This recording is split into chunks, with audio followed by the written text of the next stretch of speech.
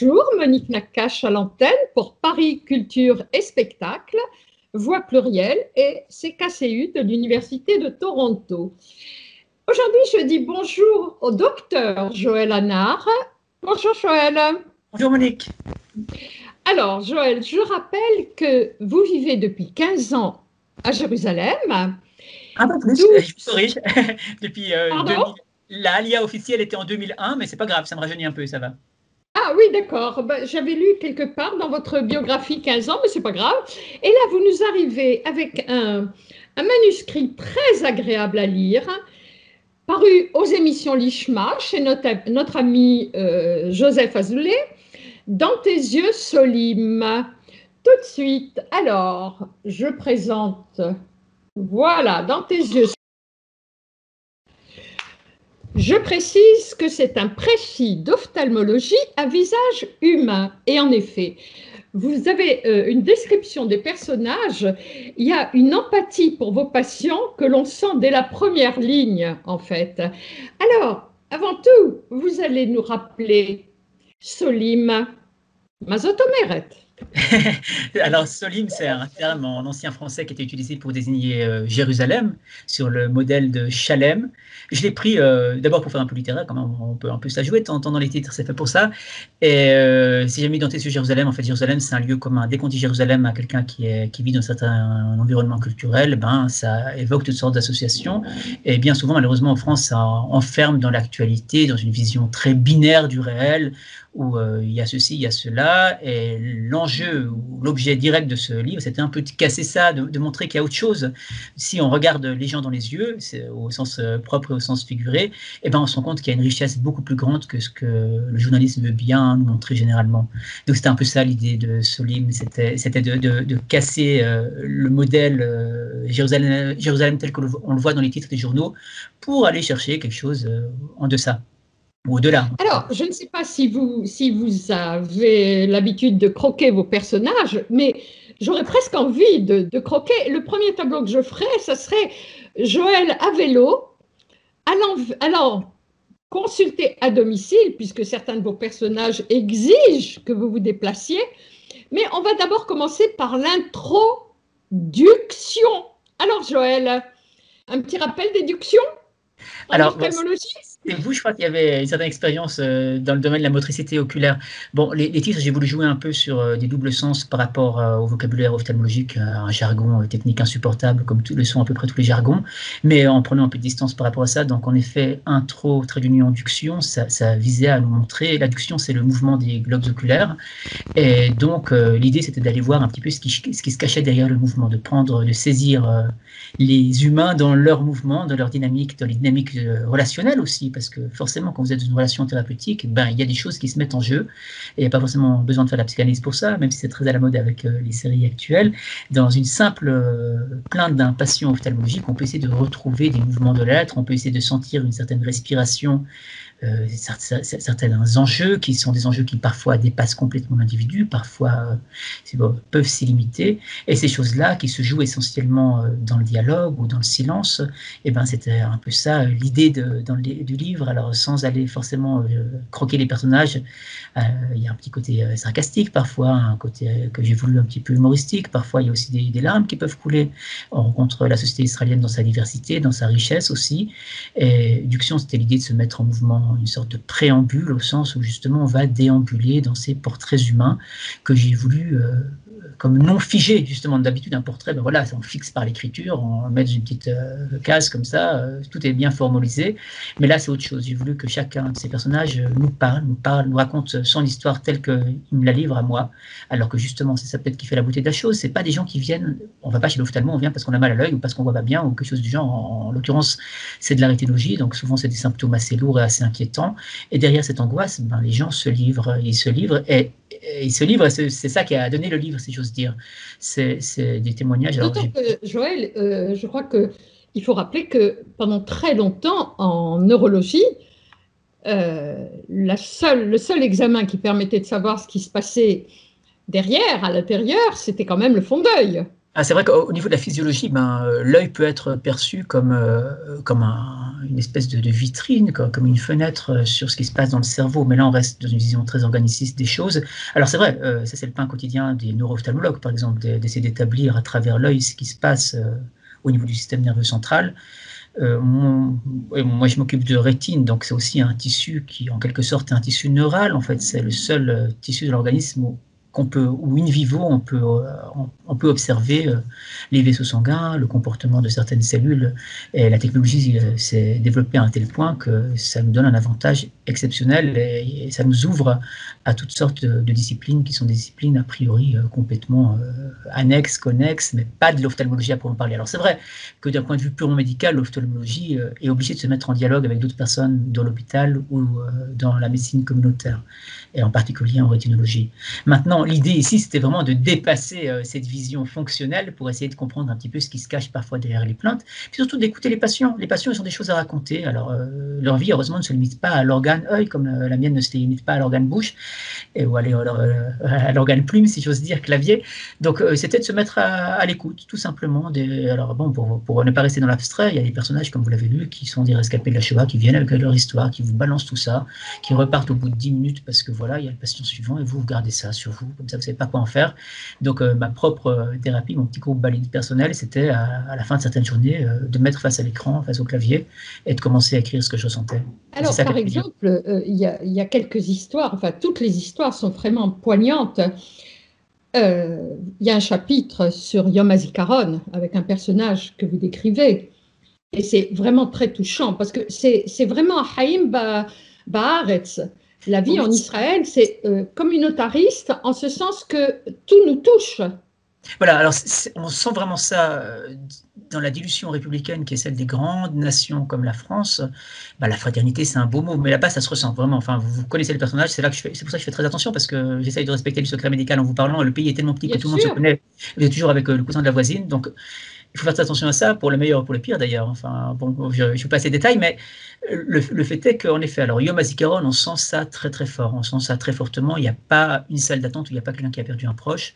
Et donc, c'est très lourd, c'est très pesant. Et en même temps, on sent une énorme solidarité. C'est-à-dire, quelles que soient vos opinions politiques par rapport aux événements qui sont des événements massifs, tragiques, les gens se sentent interpellés. Alors, à plus forte raison quand c'est des gens qui ont donné leur vie pour le pays. Et ça touche tous les milieux. Alors là, il faut sortir des slogans journalistiques, il faut sortir des visions superficielles de la société israélienne avec une espèce de spectre de l'assionisme à l'antisionisme. Non, les gens se sentent interpellés. Et il y a des énormes surprises. Il y a des énormes surprises quand vous commencez à parler à des gens qui ne sont a priori pas dans les catégories de la personne qui tiendra le petit drapeau israélien.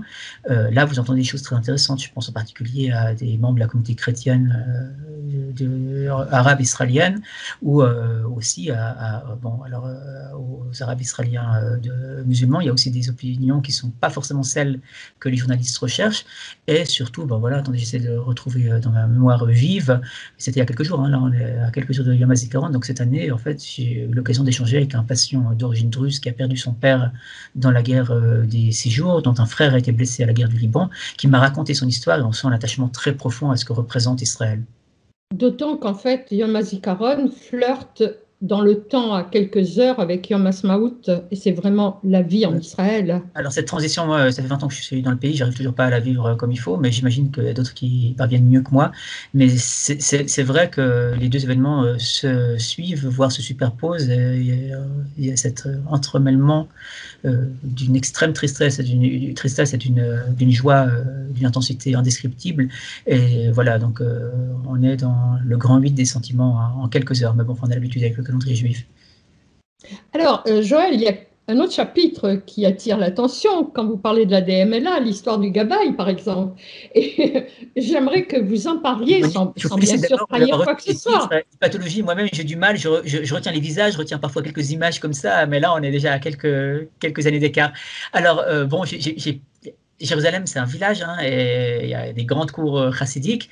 Et il m'est arrivé plusieurs fois que, ben voilà, on reçoit un téléphone par un tel qui connaît un tel qui connaît un tel, donc sur mon téléphone privé, évidemment, pour me dire leur rebbe de tel chassidoute a tel problème. Alors, ça peut être des chassidoutes assez anecdotiques que seuls les initiés ou les membres de la dite chassidoute connaissent, ou ça peut être vraiment, enfin, des choses que tout le monde connaît, des cours chassidiques que tout le monde connaît. Et en l'occurrence, c'était une petite chassidoute hongroise, avec un personnage déjà très âgé, un rêve extrêmement humain. Je ne vais pas donner trop de détails biographiques pour pas qu'on puisse identifier, mais le fait est que le gabbai, en l'occurrence, qui est donc le secrétaire particulier du rabbi, exigeait que je vienne tout à fait cessant examiner la rétine de son illustre patron. Mais j'ai eu beau lui expliquer qu'on ne peut pas faire grand-chose, qu'il faut, pour faire de l'imagerie, en tout cas à l'époque, maintenant peut-être les choses se sont un peu miniaturisées, mais qu'à l'époque, il fallait sortir des équipements qui pèsent plusieurs centaines de kilos, que l'hôpital ne va jamais me le permettre, enfin que ça ne se fait pas comme ça, je suis désolé, mais qu'il faut que le patient lui-même vienne à l'hôpital. Il propose d'ailleurs que les adeptes puissent déplacer le matériel. Ah oui, les gens sont très flexibles, les gens trouvent beaucoup de solutions, mais le problème c'est qu'elles ne sont pas toujours réalisables, en tout cas pas dans le système qui est le nôtre. Bon, enfin, finalement, la rencontre a eu lieu, elle a eu lieu d'abord à l'hôpital, et puis après, malheureusement, le personnage clé de ce récit ne pouvait plus se déplacer, donc en effet, j'allais donner des conseils à domicile, mais c'était plus moi qui allais m'imprégner d'une certaine atmosphère qu'une relation purement thérapeutique, parce qu'à part donner des gouttes contre la sécheresse oculaire ou des petites lingettes pour nettoyer les paupières, je ne peux pas faire grand-chose. Bien sûr. Alors, le pendant de cette histoire sur la DMLA du rabbi, il y a le vieux russe qui arrive, qui est monophtalme et qui a une DMLA un peu galopante et qui demande à la fin de la consultation « Allons-y, Joël !» Alors, écoutez, bon, tout d'abord, il faudrait, je ne sais pas quels sont vos auditeurs, si Toby Nathan se trouve là-dedans, mais il faudrait inventer une nouvelle discipline qui est l'ethno-ophtalmologie ou quelque chose d'encore plus centré sur le patient. C'est vraiment des mondes différents, c'est-à-dire vous avez le patient qui a un corps étranger dans l'œil, ça s'enlève en 5 minutes, il faut mettre un petit produit, vous avez l'impression que vous allez l'amputer en gros de tous ses membres et lui arracher les yeux.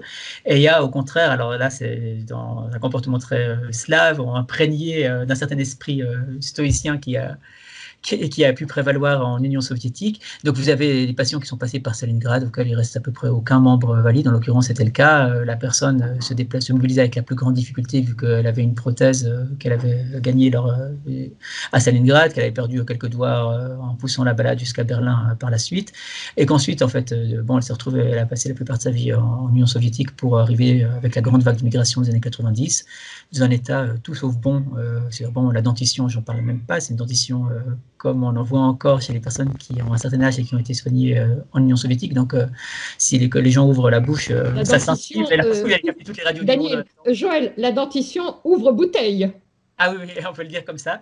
Et donc là, en effet, donc un œil avait été perdu dans je ne sais plus quelle bataille, et l'autre œil allait très mal. Alors vraiment, une dégénérescence maculaire liée à l'âge assez évolué, qui nécessitait un traitement, mais pour jargoniser un petit peu, la personne n'était plus capable de lire. Vous savez, vous avez ces lettres que vous devez lire chez l'ophtalmo, la personne n'en était pas là.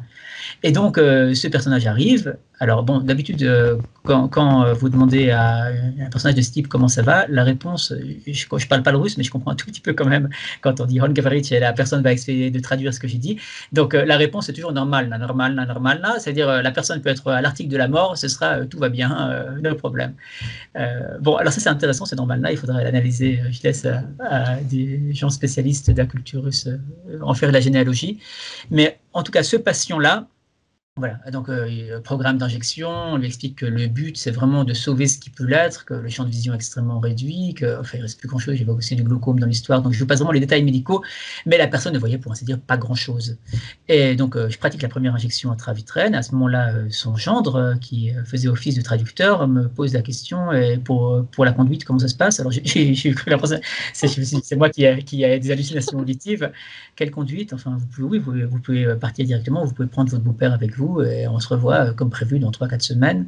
Non, il voulait savoir si, il me sort un trousseau de clés comme ça, il voulait savoir si son beau-père pouvait continuer, prendre le volant. Alors là, j'ai compris qu'il y avait vraiment un gros problème, je ne sais pas quel permis avait été falsifié, quel fonctionnaire avait reçu un bac chiche, mais en tout cas, le personnage je lui ai dit, mais vous conduisez, enfin j'étais complètement sonné. Alors il m'a sorti un vieux papier en caractère cyrillique qui devait représenter dans les belles années Khrouchtchev un permis de conduire ou quelque chose du genre, sur cette base-là, et donc il s'était autorisé à conduire, donc j'ai gentiment expliqué qu'il se mettait un peu en danger et surtout il mettait beaucoup les autres en danger. Donc voilà, un usager de moins sur les routes israéliennes. Le reste sont pas mal, qui sont pas mal en danger. Et parlant de voiture, de conduite, On va parler maintenant du caractère particulièrement attachant des conducteurs de bus. Alors ça, c'est tout un univers. D'abord, c'est une corporation au sens vraiment de la guilde médiévale. Les gens se reconnaissent, ils se forment. Alors, on parlait de la grande famille de la société israélienne. Alors, au sein de cette grande famille, il y a des tribus qu'on peut couper. Alors, les sociologues vont s'amuser à faire ça.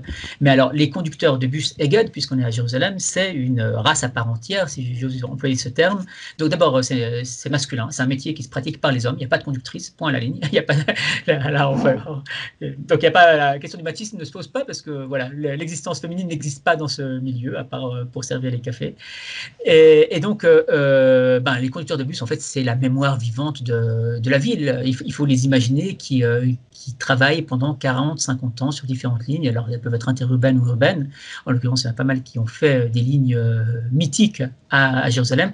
Alors, c'est des ressources d'histoire. Enfin, je ne sais pas si quelqu'un l'a fait en hébreu, mais il faudrait simplement aller s'asseoir au club des pensionnaires de Eged avec un calepin, un enregistreur et à de quoi écrire une anthologie de la société israélienne. Alors, j'ai quelques histoires à vous raconter. Donc, qu'est-ce qui se passe par rapport dans les interactions entre les conducteurs eux-mêmes? Et puis, il y a surtout les histoires de passagers. Par exemple, j'ai un patient que je vois encore actuellement, dont je ne vais pas mentionner le nom, issu de la communauté juive à l'Épine, dont la famille a fondé, pour ainsi dire, Eged. À l'époque, c'était vraiment sur Rehov Yafo, donc l'axe principal de la Jérusalem mandataire, aller pousser une carriole à gauche, à droite, en mettant au fur et à mesure quelques passagers. Et donc, c'est devenu la compagnie Eged telle qu'on la connaît actuellement. Donc, c'est quelqu'un qui avait ses entrées là-bas et qui était en 67, quand la ville a été réunifiée, qui a repris la ligne Mont-Scopus centre-ville, qui était une ligne qui existait alors. Et ce monsieur-là, donc, il avait grandi dans le quartier de Shimon Hatzadik, de Shev Jarrah. Il y a d'ailleurs plein d'anecdotes qu'il m'a racontées là-bas. Il est entré une fois après la guerre, donc il est entré dans une épicerie pour demander, dans une pâtisserie, pardon, pour demander une pièce arabe qui se faisait à l'époque. Je n'en avais plus entendu parler depuis que les Jordaniens, depuis que les Jordaniens avaient pris le contrôle de la ville. Donc, le pâtissier qui avait un certain âge l'a regardé comme ça, lui a demandé qui es-tu. Il parlait évidemment un arabe impeccable et il a expliqué qu'il était né là. Donc voilà, il y a des histoires émouvantes de retrouvailles à ce moment-là qui sont bien sûr qui sont pas politiquement correctes, qui vont passer complètement en dehors du regard journalistique. Et donc, pour revenir à cette ligne Mont-Scopus centre-ville, cette ligne passe par Mea Shearim, donc il y a un passager arabe qui monte à hauteur, je crois, de Shev Jarrah, et ensuite il y a des chassidim qui montent et qui commencent à converser en yiddish à peu près à Mea Shearim, et donc la conversation s'engage entre les deux hommes, et tout à coup, le passager arabe, avec son kéfier, et donc commence à leur parler en yiddish. Mon patient, qui est donc conducteur, se retourne, j'ai des petits regards en coin, comme ça, j'espère qu'il se concentrait quand même sur la route, mais essaye de comprendre à quoi rime cette scène. C'est complètement improbable. Je veux dire, la ville vient d'être réunifiée. Il n'y a aucune raison que quelqu'un qui a grandi à l'est de la ville parle yiddish, et parle un yiddish visiblement courant, puisque lui, mon patient d'origine à l'Épine ne parle pas yiddish, mais il comprenait que c'était une vraie conversation avec toutes les intonations, tout ce qu'il fallait. Et donc les deux chassidim sortent quelque part au centre-ville, et mon patient se retrouve avec son passager arabe à qui il ose quand même demander, mais excusez-moi, je peux vous poser, comment vous avez appris l'Yiddish? Et alors là, le passager lui explique son histoire. Lui-même, il a grandi dans une famille très très pauvre à l'époque, dans un petit village près de Jérusalem, une famille arabe, et ses parents l'avaient mis en dépôt dans des familles juives dans le quartier de Shaarei Chesed, et c'était le Shabbos Goy, donc le personnage qui aidait les juifs dans leur pratique du Shabbat en faisant toutes les actions qu'on n'a pas le droit de faire à Shabbat. Donc il avait endossé ce rôle, il avait capté tous les codes culturels, il avait évidemment pris la langue qui parlait beaucoup mieux à l'époque que l'arabe, et puis ensuite, il y a eu la partition de la ville, il s'est retrouvé du côté arabe, et là voilà, il était nouveau dans le bain. Donc j'ai plein d'histoires comme ça, et ça c'est les chauffeurs de bus qui les racontent. Et vous avez de très belles histoires également, parce que je crois que vous allez finir par imposer à votre épouse les différentes épices, avec les histoires entre les les marchands à Mahane Yehuda originaires d'Alep et non d'Alep. Alors là, je suis sorti un petit peu du cadre de l'hôpital. C'est vrai, Mahane Yehuda, c'est un monde en soi aussi, avec sa population, ses populations, pour être plus précis. Et donc, c'était assez étonnant au début. On brasse pas mal de monde, en fait, quand on fait de la médecine hospitalière en Israël, parce qu'il y a les patients, il y a les accompagnants, et puis des fois, il y a la famille qui vient aussi. Donc, c'est un climat auquel on n'est pas forcément habitué dans les hôpitaux assez stériles, comme ça, européens. Et donc, bon, on voit du monde, on voit beaucoup de monde. Donc, il n'était pas rare que je me balade dans les rues du Chouk pour faire mes courses à l'époque où c'était pas encore complètement boboisé. Ça valait encore le coup, on trouvait des choses intéressantes. Et on m'interpellait par mon nom de famille en disant docteur. Donc, je faisais des sourires aussi bêtes qu'un politicien en campagne, en faisant semblant de connaître les gens, en serrant des mains, en étant content comme ça. Enfin, bon, ça donne une certaine notoriété. Et en tout cas, ça risque de faire gonfler l'ego, alors que c'est simplement des gens qui vous ont croisé une fois, qui se rappellent de votre visage, alors que vous voyez passer, vous voyez défiler, et les gens qui ne reviennent pas, vous ne vous en rappelez pas forcément. Et donc, à ce moment-là, j'ai surpris une conversation assez intéressante entre initiés. Il y a un personnage vêtu de manière traditionnelle qui entre donc habit noir avec grand chapeau, qui entre dans une des échoppes et qui demande, je ne sais plus comment on appelle, le wahadja ou un truc comme ça.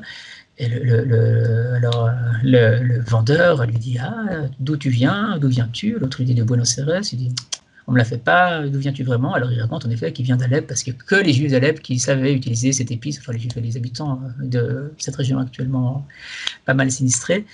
Je ne sais pas ce qu'il en reste au niveau de la mosaïque culturelle, mais en tout cas, le fait est que c'était la communauté juive d'Alep qui rajoutait cette épice pour Shabbat. Alors après, j'étais très intéressé, du nouveau goût, des nouvelles odeurs, quelque chose de nouveau, donc j'ai demandé si je pouvais en avoir aussi. Donc alors le type l'a renvoyé chez son cousin qui travaillait dans une autre échoppe, et moi j'ai dit, mais c'est quoi, vous pouvez m'en donner un petit peu? Il m'a dit, non, pas question, ça ne se vend que aux gens d'Alep, tu n'as pas le droit, pas vrai au chapitre. Pas d'Alep. Je suis resté sans connaître le goût. Je ne peux pas vous le décrire d'ailleurs. Décrire des goûts et des odeurs, c'est quand même plus difficile que de croquer des passions, quoi.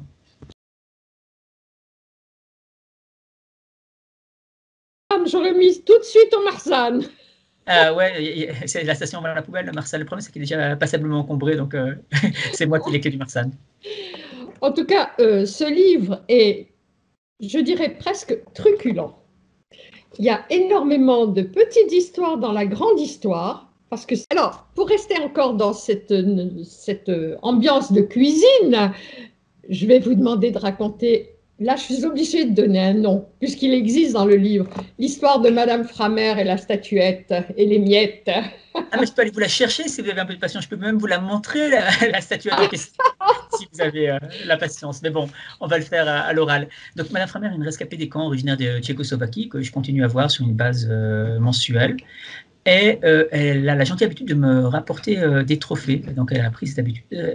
Alors, maintenant, elle a un peu perdu cette habitude dans la statuaire, mais dans la statuesque. Mais alors, la première pièce qu'elle m'a rapportée, c'était une œuvre d'art de son point de vue, certainement, mais du point de vue de mon épouse, c'était l'horreur absolue. Enfin, c'était une espèce de métaphore, d'une allégorie du mauvais goût.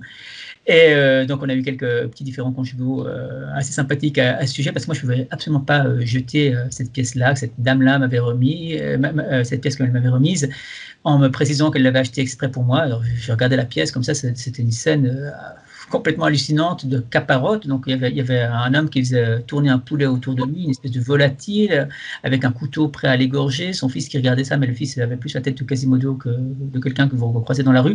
Donc, tout ça était absolument affreux du point de vue de l'objectivité qu'on peut avoir, si on peut l'avoir. Mais en tout cas, moi, ce qui se manifestait là, c'était l'aura dans sa dimension la plus grande. Et c'était une pièce à laquelle il ne fallait pas toucher, ne serait-ce que par rapport au vécu de Madame Framer. Voilà. Donc, on a quelques épisodes de ça. Ça reste l'entité Yerushalmite, d'accord? Et je voudrais encore rappeler, dans tes yeux Solim, précis d'ophtalmologie à visage humain, parce que vous allez découvrir un ophtalmologiste plein d'empathie pour ses patients, publié aux émissions Lishma. Merci Joël Anard. Merci beaucoup à vous Monique pour votre lecture généreuse. Et à très bientôt. Au revoir, Shabbat Shalom. Shabbat Shalom. Quant à moi, chers amis, je vous dis à la semaine prochaine. Monique Nakache pour Paris Culture et Spectacle, Voix Plurielle et CKCU de Toronto.